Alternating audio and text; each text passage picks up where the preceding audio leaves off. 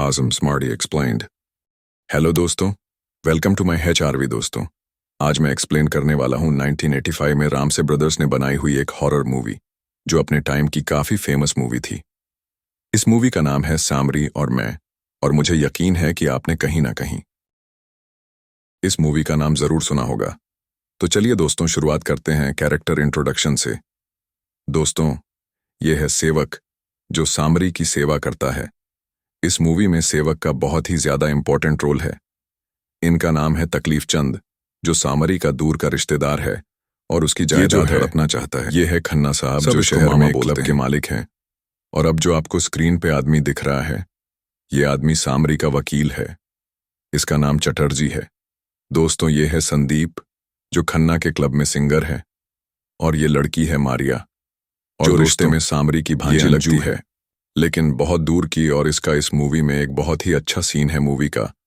वो सीन मैंने अपने एक्सप्लेनेशन में इंक्लूड किया है, इसलिए वीडियो को पूरा देखना, लाइक करना, शेयर करना और सब्सक्राइब करना। दोस्तों, जिसमें सांबरी अपनी टेलीकिनेसिस की पावर से देवी माँ के चरणों में दिया जलाते हुए दिखाया जाता है। सांबरी दरअसल एक जादूगर है जिसे तंत्र विद्या आती है और जिसका इस्तेमाल वह लोगों की भलाई के लिए करता है। यानी कि सांबरी एक बहुत ही आलीशान घर में जाता है। घर गाना खत्म होते ही सांबरी कहते हैं। दरअसल सांबरी काफी अमीर इंसान है, लेकिन उसके परिवार में कोई नहीं है, सिर्फ उसकी भांजी है। अंजू घर आने के बाद सांबरी अपना सीक्रेट दरवाजा खोलता है। दोस्तों, ये जो दरवाजा है ये खुलता है एक गुफा में। वहां कुछ लोग एक लड़की को बांध कर रखे होते हैं, जिस पर भूत का साया होता है। सांवरी उस भूत को भगाता है और वापस घर जाने लगता है। तभी उसे हार्ट अटैक आता है। फिर मारिया नाम की लड़की दौड़ते हुए तकलीफ चंद के पास जाती है और उसे बताती है कि सांवरी ने तुम्हें जायदाद से बेदखल और सारी जायदाद अंजू के नाम कर दी है, और अगर अंजू को कुछ हो जाता है तो जायदाद तकलीफ चंद को मिलेंगे। अब जायदाद हड़पने के लिए मारिया, तकलीफ चंद खन्ना और सांवरी का वकील चटर्जी सांबरी को तालाब में डुबोकर मार देते हैं। पुलिस को मौत की खबर देने के बाद सांबरी का सांबरी के लाश और सारे घर वाले मिलकर इसके बाद तकलीफ चंद खन्ना अंजू को लेने चलते हैं, जो कि शहर में रहती है और संदीप नाम के क्लब सिंगर से प्यार करती है। तो संदीप वही सिंगर है जो खन्ना के क्लब में काम करता है। इसीलिए अब अंजू को लेकर सब लोग सांबरी के हवेली आते हैं। जायदाद के लिए अब तकलीफ चंद खन्ना और चटर्जी अंजू को मारने का प्लान बनाते हैं। तभी सांवरी का सेवक सांवरी की लाश को कवर से बाहर निकालता है और उसी गुफा में ले जाता है जो हमें शुरुआत में दिखाई गई थी। हवेली में अंजू और संदीप प्यार भरे गाने गा रहे होते हैं, और दूसरी तरफ चटर्जी खन्ना से कॉल पर अंजू को मारने की प्लानिंग कर रहे होते हैं। अब ये प्लानिंग सेवक सुन लेता है। ये बात सांबरी का वकील चटर्जी देख लेता है और बाहर आकर गुस्से में सेवक को थप्पड़ मार देता है। तभी सिर शिफ्ट होता है और हम देख पाते हैं कि सेवक कोई तंत्र विद्या कर रहा है। वो बकरे की बलि देकर उसका खून सांबरी की लाश पर डालता है, और सांबरी का भूत अपनी मौत का बदला लेने के लिए जाग जाता है। अंजू हवेली में नहा रही होती है कि तकलीफ चंद का गुंडा उसे मारने के लिए जाता है। अंजू तौलियां लपेटकर हवेली में भागते हुए संदीप के पास जाती है। तभी गुंडे के पीछे एक भयानक जो किसी और का नहीं देता है, सांबरी का होता है। सांबरी उसे मार डालता है। मौत की तहकीकात करने पुलिस फिर आती है। तभी हम देखते हैं कि सांबरी की आत्मा हवेली में भटक रही है। उसकी डरावनी आवाज सुनकर अंजू जाग जाती है और बाहर देखने के लिए जाती है। तभी संदीप उसके पास आता है और दोनों मिलकर अनजाने की गुफा का दरवाजा खोल देते हैं। वहां का नजारा देखकर वह वापस हवेली में आ जाते हैं। फिर शिफ्ट होता है और हम देखते हैं कि चटर्जी घर की नौकरानी के साथ जबरदस्ती करने लगता है, जिससे वह भाग जाती है। इसके बाद चटर्जी अपना चेहरा आईने में देख रहा होता है, जो कि उसे किसी बंदर की तरह दिखाई देता है। डर के मारे वो पीछे हटता है। तभी खिड़की पर उसे सांबरी का भूत दिखाई देता है, जो चटर्जी की तरफ हाथ बढ़ा रहा होता है। डर के मारे चटर्जी भागता है और सांबरी की गुफा में पहुंच जाता है।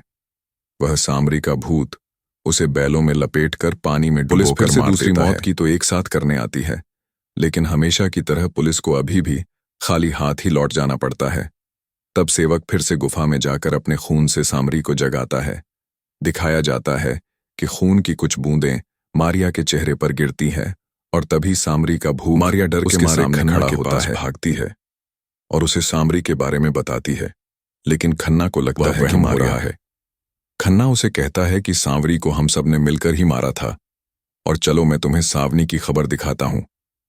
खन्ना उसे सांवरी की खबर दिखाने ले जाता है और वहां वो दोनों कवर खोलकर देखते हैं तो सांवरी का लाश उसमें से गायब होती है।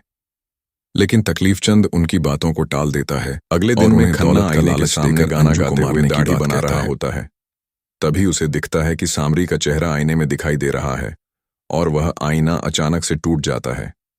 खन्ना चिल्लाने लगता है, जो सुनकर तकलीफ चंद भागकर उसके पास पहुंचता है, लेकिन आईना अब ठीक होता है। फिर से इसे खन्ना का वहम समझता है। अब खन्ना जल्दी से अंजू को मारने के इरादे से उसके कमरे में जाता है। अंजू अपने कमरे में कम कपड़ों में होती है, जो देखकर खन्ना उसकी इज्जत लूटने की कोशिश करता है, लेकिन मौके पर संदीप आकर खन्ना की धुलाई कर देता है। अब सीन शिफ्ट होता है और हमें दिखाया जाता है अपने हाथ पोंछने के लिए एक तौलिया लेने जाता है। अब पता नहीं उसने ऐसा क्या किया कि वो अपने हाथ पोंछने जा रहा है, लेकिन अचानक तौलिए में आग लग जाती है। वो आग वाला तौलिया तकलीफ चंद के पीछे लग जाता है, जिसकी वजह से तकलीफ चंद एक कमरे में छुप जाता है। यह देखकर सेवक सामरी की गुफा का दरवाजा खोल देता है और वहां से सामरी बाहर आता है। दोस्तों, यहाँ पे हम देख पाते हैं कि मारिया बहुत ही खूबसूरत दिख रही होती है। अगर सामरी की जगह कोई और होता तो मारिया जैसे माल को देखकर शायद कुछ और करता। अच्छा है, यह भूत सामरी का था, खन्ना का नहीं। भूत होने का फर्ज निभाते हुए मारिया को मारने के लिए उसके पीछे पड़ जाता है। मारिया डर के मारे पूरी हवेली में भागती है। मारिया की चीखें सुनकर सभी लोग जाग जाते हैं और मारिया को ढूंढने लगते हैं, लेकिन मारिया इतनी डरी हुई होती है कि वो भागते भागते कब हवेली से निकलकर जंगल में गई होती है। उसे खुद पता नहीं होता। वो जंगल में जाकर एक कुएं में छुपने की कोशिश करती है और छुप भी जाती है, लेकिन सामरी का भूत उसका पीछा कर रहा होता है। वो कुएं में छिपी मारी आंखों बाहर निकालता है, जो खन्ना देख रहा होता है, और तभी खन्ना के सामने सामरी का भूत मारिया को मार देता है। खन्ना डर के मारे उल्टे पांव भागकर तकनीक चंद के पास आता है और उसे सारी आंखों देखी बात बताता है। खन्ना कहता है कि सामरी के डर से अब वो सरेंडर कर देगा। वो पुलिस के पास जाकर अपना गुनाह कबूल कर देगा, जिसकी वजह से तकलीफ को लगता है कि अगर खन्ना ने अपना गुनाह कबूल कर दिया तो वो भी फंस जाएगा, और इसी बात से डरकर तकलीफ खन्ना को गोली मार देता है। तब तकलीफ अंजू को एक बस में किडनैप कर लेता है और उसको जबरदस्ती व सेहत के पेपर पर साइन करने को बोलता है। तभी हम देख पाते हैं कि संदीप भी पुलिस को लेकर उस बस का पीछा कर रहा होता है। गुंडों से लड़ते लड़ते संदीप बस के अंदर पहुंच जाता है, जहां तकलीफ चंद उसे चाकू से मारने की कोशिश करता है, लेकिन संदीप जान बचाकर खुद को और अंजू को लेकर बस से बाहर घुस जाता है। तकलीफ चंद ड्राइवर को गाड़ी रोकने के लिए कहता है। ड्राइवर गाड़ी रोक देता है और वो पीछे मुड़ता है तो तकलीफ चंद देखता है कि ड्राइवर और कोई नहीं बल्कि सामरी का बहुत होता है। और दोस्तों, ये सीन बहुत ही भयानक है। तकलीफ चंद बस से उतरकर भागकर हवेली में जाता है, जहां सारा सामान उसके ऊपर उड़ने लगता है और अचानक उसके ऊपर हमला करने लगता है। और तभी उड़ते हुए सामान से जैसे तैसे तकलीफ बच रहा होता है कि तभी सामरी का भूत तकलीफ के सामने आ जाता है। डर के मारे तकलीफ चंद भागकर हवेली से बाहर आता है। वहां पे एक कार होती है।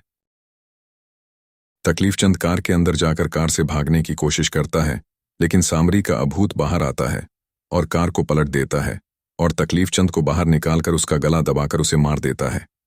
और फिर हम देख पाते हैं कि सामरी किसी भी राने में गुम हो जाता है। उसकी आत्मा उसका शरीर त्याग देती है। हमें बताया जाता है कि सामरी की बॉडी काली माता की मूर्ति के पास मिलती है। अब सामरी के शरीर को फिर से दफनाया जाता है और यह होता है मूवी का दी एंड। दरअसल दोस्तों, सामरी एक अच्छा इंसान था जिसे तकलीफ शक, खन्ना और मारिया सब ने प्रॉपर्टी हड़पने के लिए जायदाद के लालच में उसका खून कर देते हैं, और जिसका और सेवक यह सारी बात जान जाता है। सामरी के भूत को जगा देता है ताकि वह अपनी मौत का बदला ले सके। दोस्तों, इस एक्सप्लेनेशन में मैंने आखिर के पार्ट में एक ऐसा शब्द यूज किया है। जीस पर एक फेमस हॉरर मूवी बनी है। जीस पर जीस मूवी में हेमंत बिर्जे ने काम किया है, और दोस्तों, ये मूवी भी किसी और ने नहीं बल्कि राम से ब्रदर्स ने ही बनाई थी। आप कमेंट में बताइए कि वो कौन सी मूवी है। अगली दोस्तों, दोस्तों, मैरिज explanation चैनल उसी को movie की सपोर्ट होगी। करना और इसे लाइक, शेयर और सब्सक्राइब करना।